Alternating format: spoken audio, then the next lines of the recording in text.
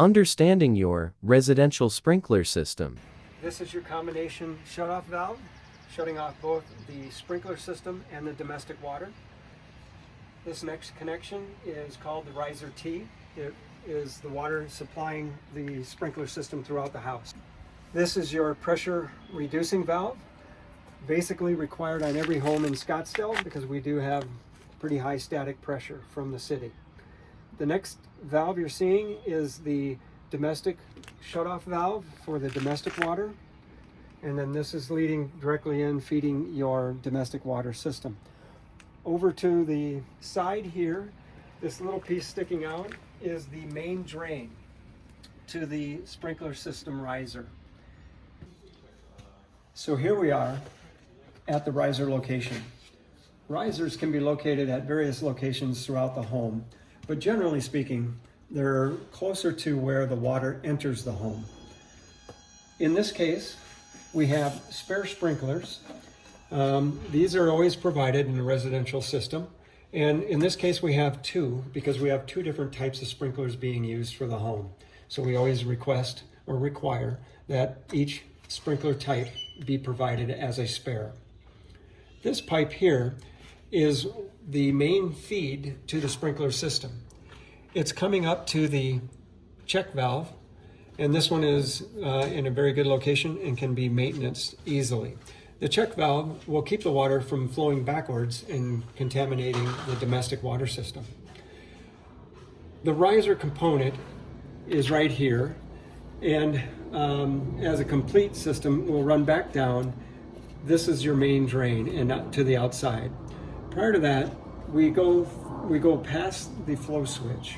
In here is a paddle that when the water flows through this pipe throughout the sprinkler system, this will cause your bell to ring, giving notification to any passerby on the outside of your home. You probably won't be able to hear it from the inside.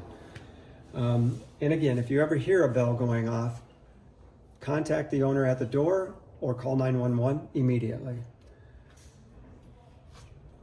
Moving forward, this top piece pipe is the orange color is your CPVC pipe. This is specially designed for the sprinkler system.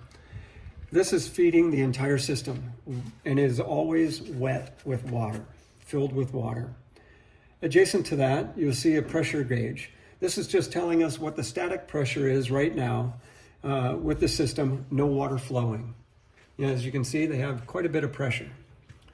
The pressure to a sprinkler system cannot be regulated with a pressure reducing valve. We do not allow that. The next component in this riser setup is a combination pressure relief valve and main drain valve. The relief valve will release water pressure from the system when it exceeds 175 psi. The main drain here can simply be opened, and generally you have to open it 100% in order to get the water to flow fast enough to make the bell ring. And as you can see, it started to ring immediately, which is good. This leads to the main drain, which ultimately ends up at the exterior of the home and discharges to the yard. You see here these ceiling pipes that are orange. These are the fire sprinklers for the house. And each one of the heads in the house is going to cover approximately a 12 by 12 area. Your smoke detectors in the house, those are tied together so that when one smoke detector goes off, they're all going to go off. The fire sprinkler system, on the other hand, is controlled individually by each head, and it's heat that's going to set these off and not smoke. So don't worry about candles or burning fish on the stove. None of that is going to set off your fire sprinkler system. Only the heat getting up to the proper temperature is going to do it.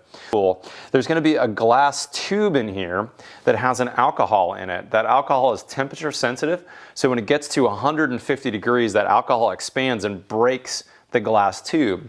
The glass tube is holding a plug in place which holds back the water pressure, and now that plug, when it falls out, is going to let that water flow, push that fire. They say that these sprinkler heads can put out most fires in about 90 seconds or less, so it's going to happen pretty quick.